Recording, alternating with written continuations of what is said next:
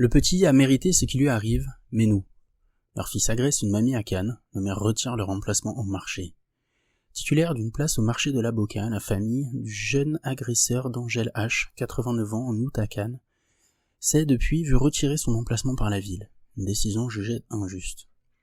Mercredi, à l'issue de l'audience devant le tribunal pour enfants de grâce, 2 des 3 mineurs accusés ont été reconnus coupables de vol avec violence sur Angèle H, 89 ans, le 29 août à Cannes-l'Aboca.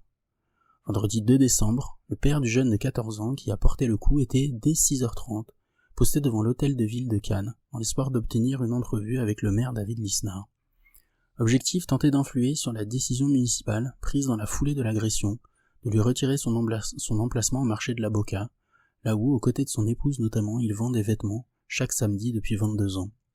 Il s'émeut, je paie mes taxes, ils n'ont rien à retenir contre moi. J'ai simplement reçu un courrier pour me dire que je ne pouvais plus m'installer. Pourquoi je devrais perdre mon travail à 56 ans?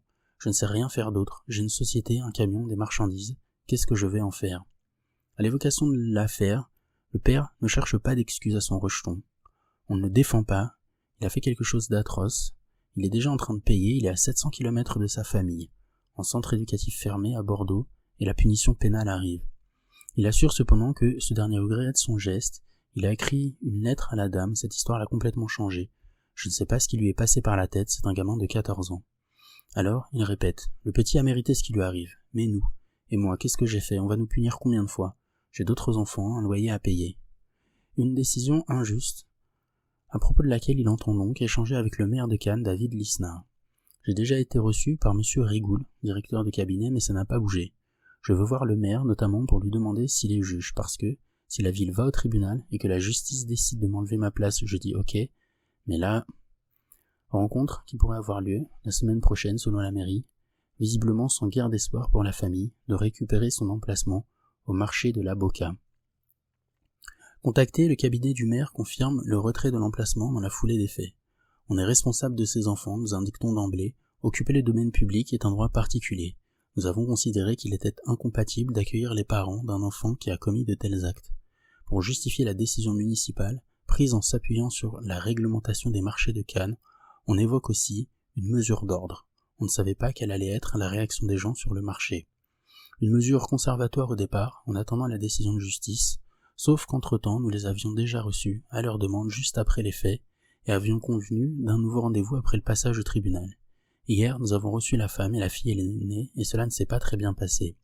Côté mairie, on évoque une attitude menaçante et des sous-entendus, ce que nient les 2 principaux intéressés. Face à cela, l'emplacement qui n'avait pas été réattribué au marché de l'Aboca va l'être prochainement. La commission chargée de l'attribution des places va se réunir et désigner un autre bénéficiaire.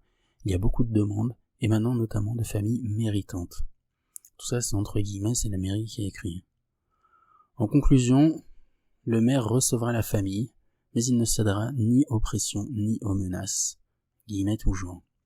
David Lisnard portait en octobre, avec la députée LR cannoise Alexandra Martin, une proposition de loi sur la délinquance des mineurs visant notamment à alourdir les sanctions, y compris vis-à-vis des familles dans certains cas.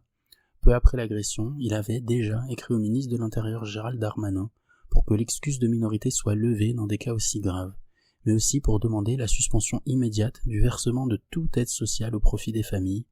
Il avait enfin contacté les bailleurs concernés pour que les familles des 3 jeunes soient expulsées de leurs logements sociaux. Ils attendent la décision de justice pour se prononcer, explique la ville.